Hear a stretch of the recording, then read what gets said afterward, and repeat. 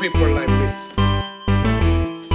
You need people like me so you can point your f***ing fingers and say, that's the bad guy.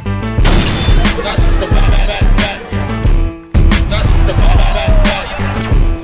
That's the bad guy. That's the bad guy.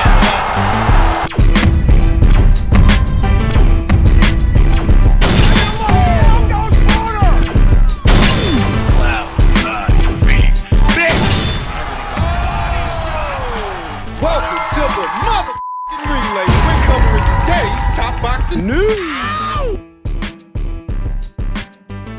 Okay, we'll start with this. Tiah-Mai Ayton, a surefire future star waiting to be truly tested, fought this past weekend. I think a perfect finish is when they drop to the floor. Tiah-Mai Ayton told The Ring. I think that's perfect. You know when the ref gets involved and stops it?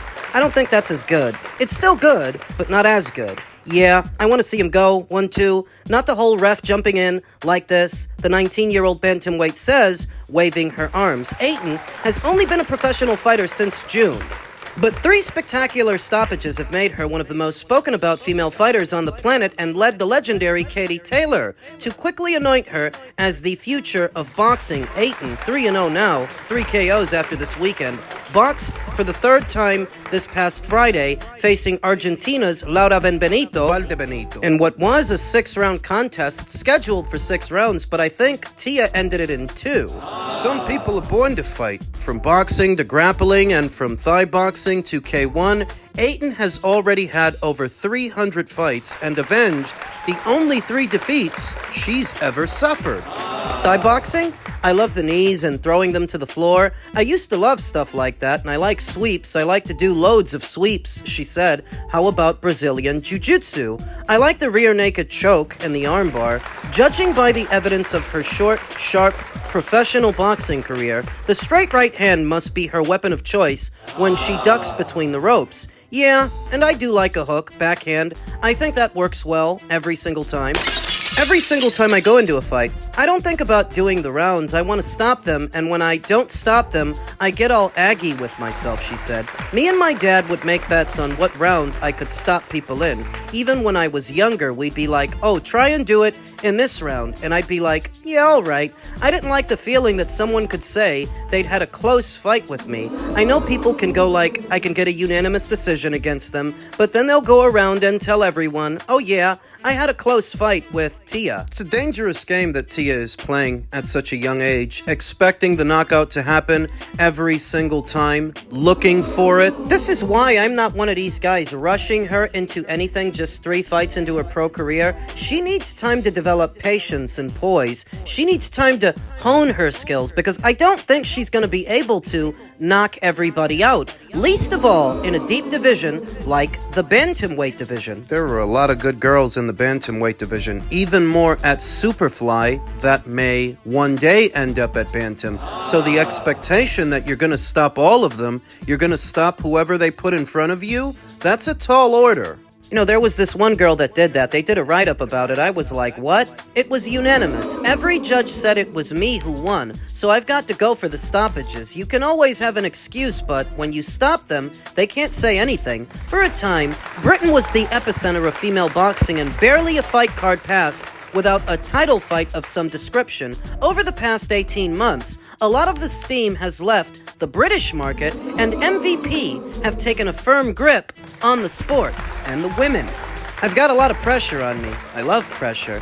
Think I'm better when I'm under pressure, she said. That was the whole plan, really. And I'm very grateful that it's all working out and hopefully it continues that way. I needed to stand out and stop people. I got that first KO in my first fight and it got nearly 3 million views and everything. And then my second fight was still a good stoppage. It wasn't as good as the first one. Well, she's got 3 stoppages now. She's got 3 of them. I've never even really been hit and thought, wow, that hurt. She laughed. I've had a few comments like, oh, she takes some shots, and I do take them, but because they don't hurt me. It's a bad habit of mine. I need to get out of it, but if it doesn't hurt, I just come forward. I just don't care. I feel like one day when I get in the ring and fight someone, they're wanting it just as much as me and they're hungry. I feel like that's when you'll see the best version of me. Because right now I'm fighting these people and never been in the ring with someone that's like me. I think one day I'm gonna meet someone that's like me.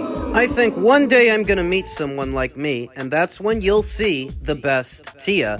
If and when she comes up against someone as young and formidable as herself, she better tidy up that defense. Don't get in the habit of getting hit just because you can, just because you think you can take it. It's the kind of thing that works up until it doesn't. Whereas defense wins championships. Even for an offensively minded fighter, there is such a thing as defense. Rolling and countering, slipping and countering, catching and countering. You don't have to take shots square on the jaw. Even if you're not worried about those shots, even if you're not worried about the other girl's power, well, that's all the more reason to tidy things up. Tidy them up now while you're in a manageable situation that you can control. I like Tiah-Mai Ayton. I think that the hype is real, but there are a couple of red flags there, some things that are alarming. She goes in there looking for a knockout, and the rule is when you look for a knockout, you run the risk of being knocked out, and worse. She likes to take one to give one, needlessly. Clean that shit up, because you ain't seen the best this division has to offer yet.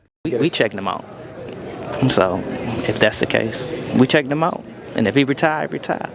Well, wish him the best in his retired life. So, I don't think we get it.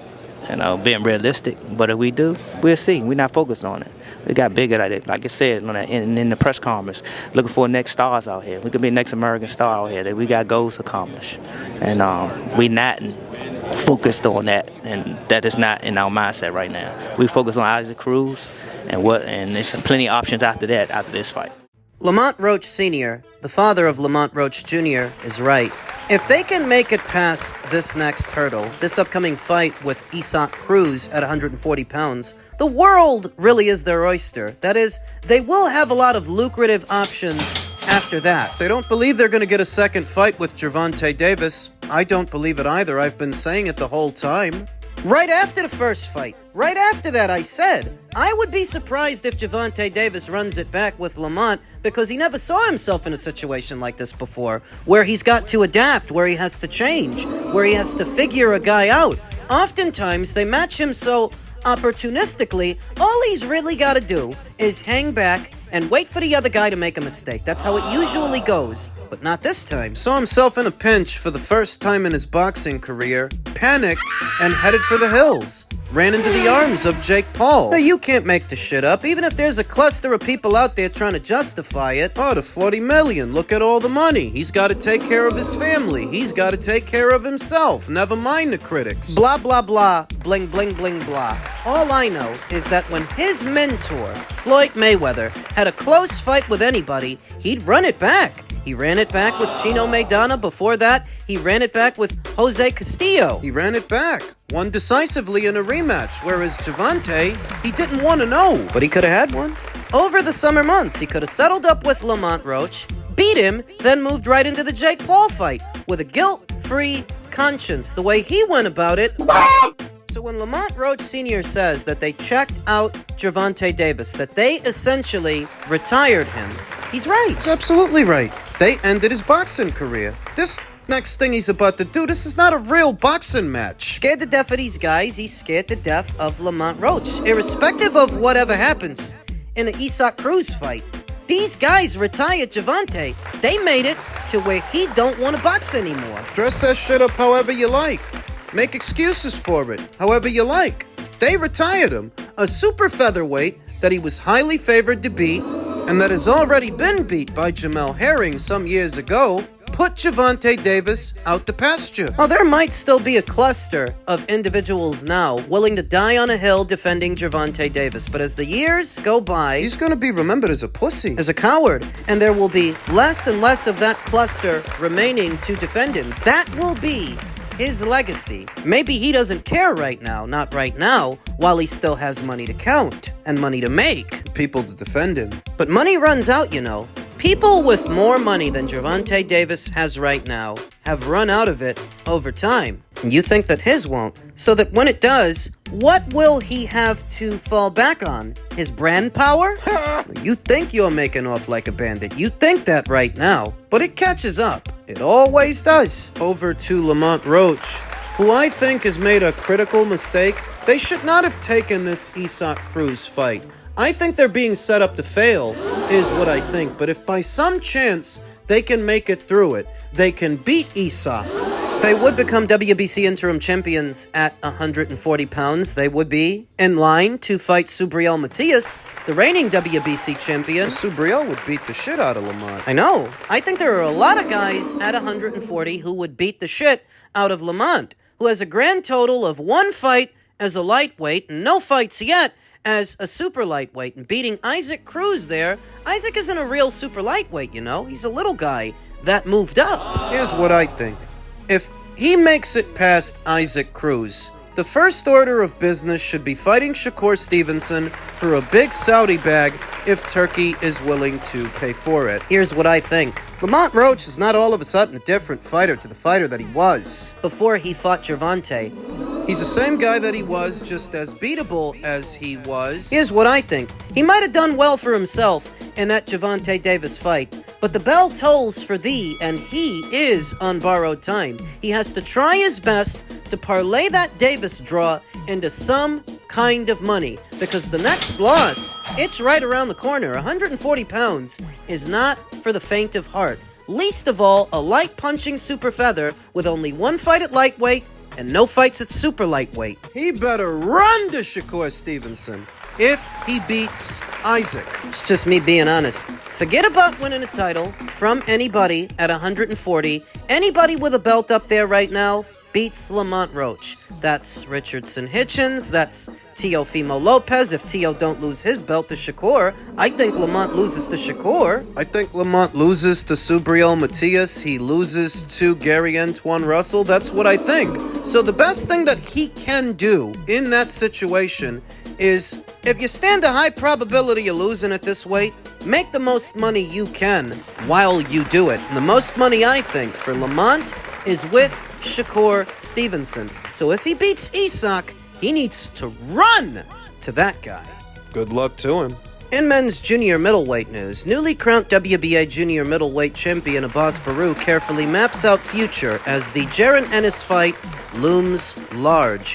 Jaron Ennis' first-round stoppage win over Uisma Lima last weekend was both a blessing and a curse. As far as the junior middleweight division is concerned, Team Ennis will be under increased scrutiny to find a more suitable, evenly matched opponent than those becoming all too commonplace in his 9-year pro resume. However, the 28-year-old would have made himself a more compelling proposition for highly rated contenders and world champions had he pitched the kind of defensively laxed performance he's displayed in his 2-fight series with Karen Chukadzian. Instead, Ennis' promoter Eddie Hearn has pushed his Philly star, as you'd expect, and laid down a gauntlet for others to answer. Virgil Ortiz next, or failing that, any of the other champions. So let's not waste each other's time. He's not in line for any of the other champions, save one. The one he's in line for is Abass Baraou. So if things don't work out with Virgil, in all likelihood, that's who he's going to end up fighting. The disrespect Baraou is receiving comes as no surprise. Hearn repeatedly mispronounced his name on last week's broadcast, then again